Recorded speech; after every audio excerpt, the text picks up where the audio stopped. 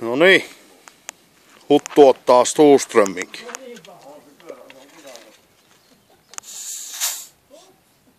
Sehän menee niin kuin ammattilainen. Vitsi, että tää hae tuoksuu hyvää. Ihanaa. Ei vielä hae. Kauhea nälkä.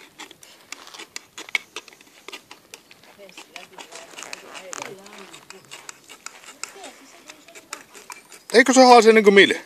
Ei, tää on hyvä. Ei tää. Mistä se johtuu? Se on väärinpäin toi kurkki. Tää on tonnikala. Tonnia. No niin. Siitä maistaa. Käypä nuuskasemassa nyt sitä, onko se... Joo, ihanaa tää. On vaan turvonnut nää kalat. Saatana. Ei ollut kyllä nyt niin paha haju.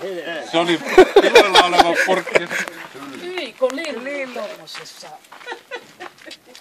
No niin, jokainen ottaa sitä kalan. Ei, nyt oli kyllä pettymys. Miten se noin pieni haju? Ei helvetti.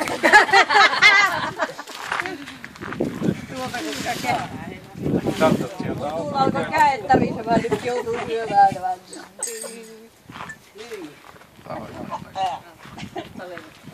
Pelkät sisälmykset. Älä kaajat. Onhan se nyt se kala. Jos laittaa se tuohon maahan, niin sitä on helpompi ottaa. Hui saatana, kyllähän nyt tuli tänne kyllä.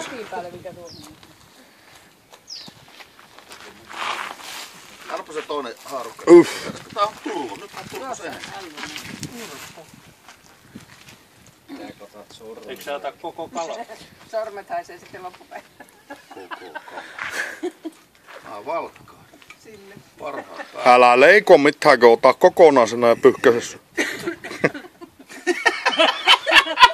Sen temposet siitä. Onko tää syödään kaikki? Oota. Noniin. No tää on kuin semmoista vanhaa silliä.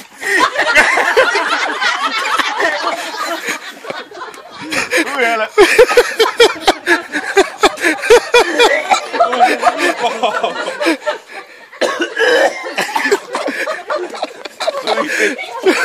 Hyi saatana. Eihän tää on kuin semmoista Kato, yksi nautiskelee vain. vanhaa silliä. Otaanko vielä toisen? Hyi helvetti.